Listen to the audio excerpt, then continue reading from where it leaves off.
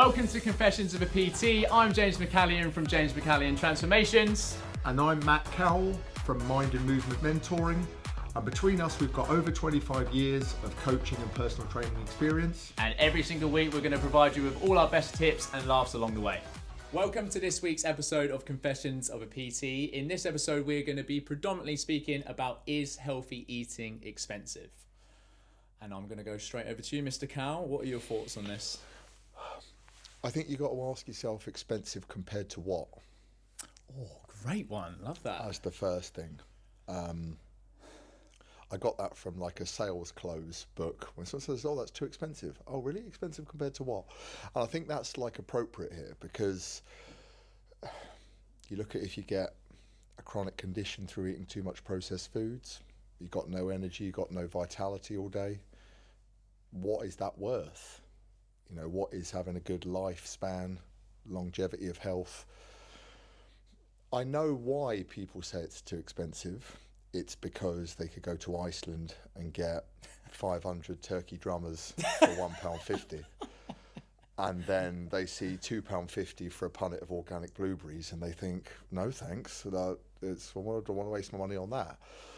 But it does annoy me sometimes how people misweight their finances, because you will get people say, I don't want to spend money on X supplement, X, I was going to say superfood then, that's a bit of an out-of-date word, but you know what I mean, X quality nutrition. And then they will have a Domino's once a week, which is 25 quid for cheese on toast. You know, they will have full Sky package. It's good cheese on toast. Yeah. They will have often, like, you know, no judgment on how people spend their money, but, you know, really nice haircuts, nails, things like that. So that's you just essentially saying that you would rather vote with your wallet in that direction.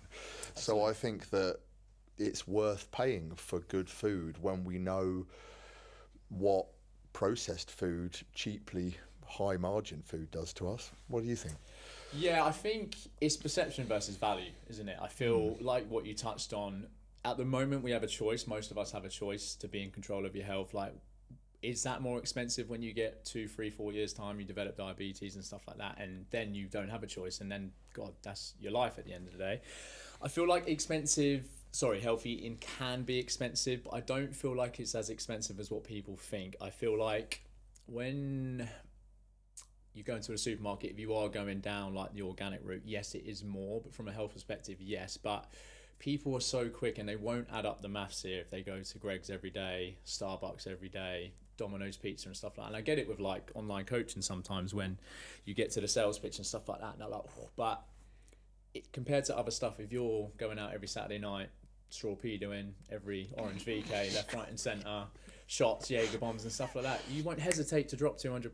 But like you said, as soon as it comes to your health and an investment, it's like, oh, it's a bit much. But it's the world we live in, isn't it? So I feel like there is tips that I give to clients. So prep is everything. I feel like, again, when you're on the go, Tesco's meal deals and stuff like that, that adds up. And I think if you buy fruit and vegetable, I think buying generic brands has been a game changer. I feel like the supermarkets and the branded stuff are corrupt. Like, they are corrupt. Like, always turn it back to Lemsip versus like the Morrison stuff. It's exactly the same ingredients. If you look on the back, I swear to God, check it out for anyone that's listening as well. But like, cooking in single ingredients as well, if you can buy it in bulk, just give yourself priority that time, because we live in a world where everyone's 100 mile an hour, always on the go. You're just going to go to that convenience and stuff like that, and that's probably when the healthy stuff is more expensive, because it's pre-made and stuff like that. But if you take the time to cook at home, batch cook or whatever, me personally, I don't think it is. I did zone out a little bit there, because the first part of you saying that, I was thinking about one of your forfeits I'm going to get you to do is to straw some apple cider vinegar.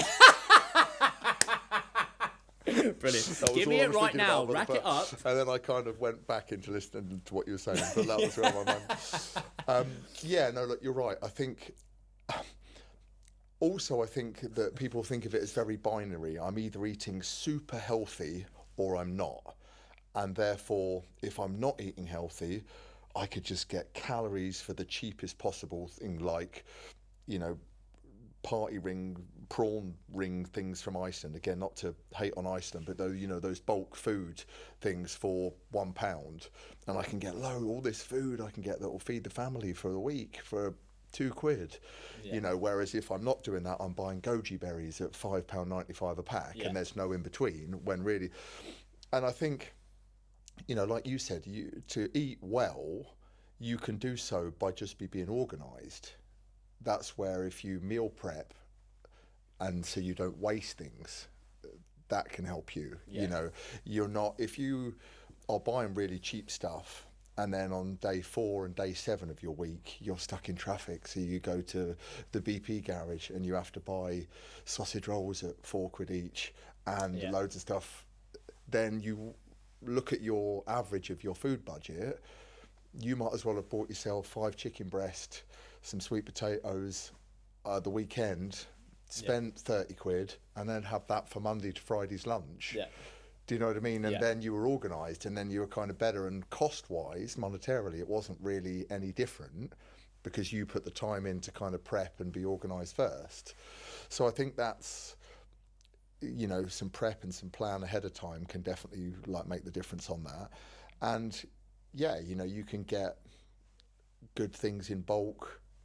Fruit's not necessarily a good example because sometimes like perishable, but you can get certain things in bulk that will keep, that if you make up your meals, it's quote unquote clean and ticks a lot of the nutritional boxes, and it's not mega. We were speaking the other week about those smoothies and that, and they've gone off the charts at $40-50 in America.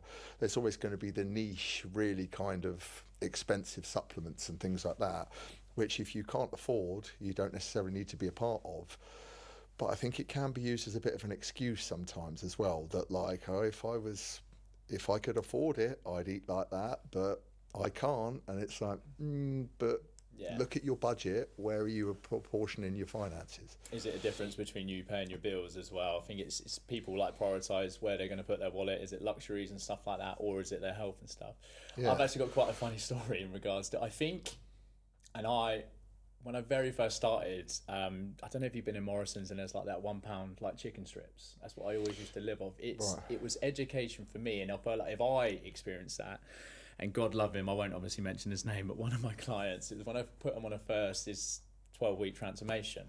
So it gave him all his predicted measurements and stuff like that, and his weight loss and stuff. Protein by the bucket, we want turkey, chicken, all lean sauces and stuff. It got to 4 weeks in, and he just wasn't losing any weight. And he was like, mate, I'm following the meal plan to the T and stuff like that. And I was like, right, send me photos of what you're eating. Matt, I swear to God, he was eating turkey dinosaurs, chicken nuggets. And I'm just but he was like, I'm eating chicken and turkey. So for him, genuinely, and mate, I burst out laughing. I felt so unprofessional at the time because it took me so much by surprise. I had these little T-Rexes and stuff like that. But he genuinely had no idea that was basically processed and stuff like that. So I think, again, on the flip side, it's perception around healthy eating, or them thinking because the marketing companies are corrupt as well. And what I hate as well is the Snickers protein and the Mars protein, because they've got protein and oh my God, it's protein, it's better for me. And I used to have a client as well, he's like, I've been really good this week, I've had protein Weetabix. I was like, it's not that much difference, but you're still consuming 10,000 calories in bloody Starbucks and that when you go in there working all day. So they've managed to contort around the regulations by putting something in it to make it 11% protein, which means it's above 10.5, which means it can be called a protein food when it's really just Weetabix. Yeah.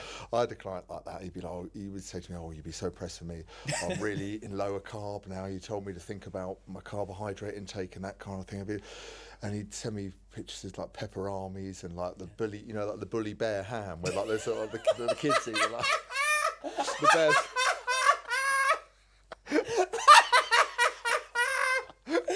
Oh, mate, my daughter eats them. Yeah, the lowest quality meat you can buy and that kind of thing. And he's like, I'm smashing it. I haven't had a bread roll in weeks. quinoa, so lentils. funny. I'm saying goodbye to it all. I'm just pure protein. It's like just gnawing on like a pepperami and like Mattison's A like pepperami is sugar. 0 carb though. Well, I'll give him that. It is. is. I think it's like 1 gram of carb. It is, up but with like everyone. it's they say for every sausage you eat, it takes 6 minutes off your life. I think for pepperami, it's got to be about 6 days Well, off your life, isn't it? saturated Like fats and that, it's yeah. just like That's so funny. kind of toxic preservatives. But yeah, I mean, I think it's in conclusion, probably the answer is in the grey area somewhere. Things are very seldom black and white, as you often say. You can have polarised opinions on things, but I think the learn is to understand what eating well looks like first and foremost, and then with respect to your budget, work as best you can with that. Take advantage of the information that's out there. Talk some blue in the face about prepping ahead of time. I think that is the cheat code to success. I think my view, what's your view on sort of low fat as well? And again, I touched on the thing with the supermarkets being corrupt and stuff. I think fat's been demonized over the years and stuff like that, as well as carbs and everything else. Like it recycles, doesn't it?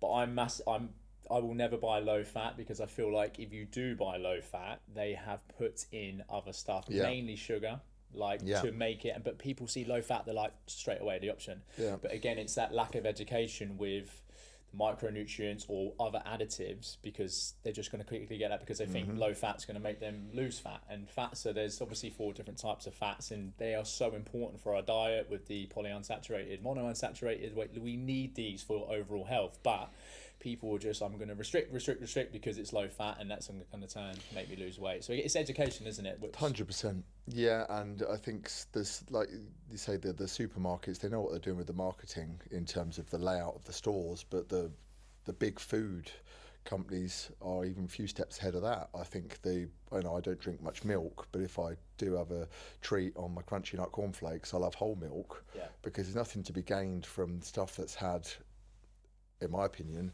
things moved out of its natural process and something else interfered with that process. You look at what processed food is, it's interfered with, isn't it? And moved less out of its, and generally things more in their natural state are going to be better.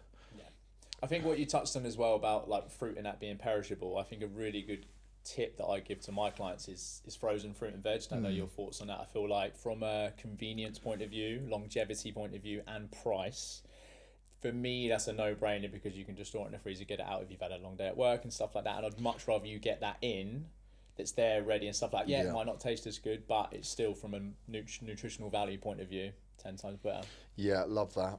And while we're on the quick tips headspace, something that's just jumped into my mind, which I say to my clients, is some people detest the idea of doing a meal prep for the week. They can't think of anything worse than putting a couple of hours aside that they don't have in time on a Sunday afternoon to do it all.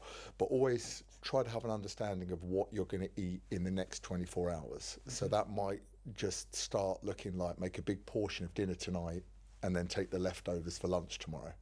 If you don't know what you're going to eat 24 hours in advance, you're just at the mercy of circumstance, and life will get in the way, and you will end up making a convenience-like purchase that you don't really want to make.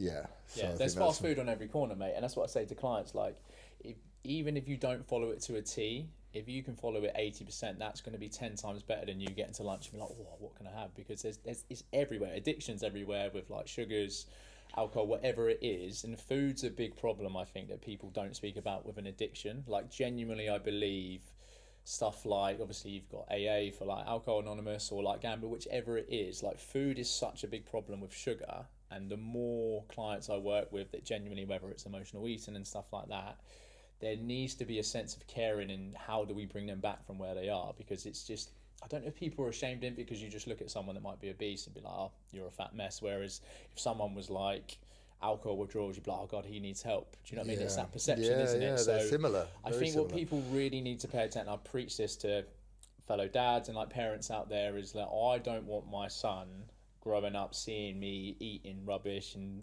habits, not training, lounging on the sofa, like drinking all the time. Like, I pride myself on being the best version and role model for my kids, and I don't want him to grow up in a world where it's just addictions everywhere with it. Do you know what I mean? I think we have a responsibility to that. And even if you don't have kids, just do you have family members. Like, for me, health and fitness is a way of life, and it should be for everyone. Like, you have the choice now, don't mess it up. Yeah, and you know, each time we buy blueberries, we're voting for the healthy camp. You know, if they want to, like they say, if you want to change the world, start by sweeping your front porch. Yeah. So that's all we can do, really. So this is a new segment for those that are watching on video. Every other week, instead of a confession, we are going to use the wheel and take it in turns to spin it and reveal what it lands on. So we've got Celebrity Crush, Party Trick, Random Fact, Snog, Marry, Kill, Tell a Joke, Forfeit, our best cheat meal. So James McCallion first, isn't it? So Matt is going to spin the wheel for me. And it's going to be James first. And we're going to try and completely put each other on the spot for these. So it's not going to be rehearsed. Forfeit. Okay, forfeit. So I'm going to say, see if you can do 10 clap press ups. Okay, I'll give you 20. Here we go. All day. Let's go, James McCallion. That's a nice warm up as well. Can hear the shoulder creaking from here. 10, good. Smashed it. So there. Love that. Thank you so much for listening, and don't forget to tune in next week, and remember to like, comment and subscribe for more value.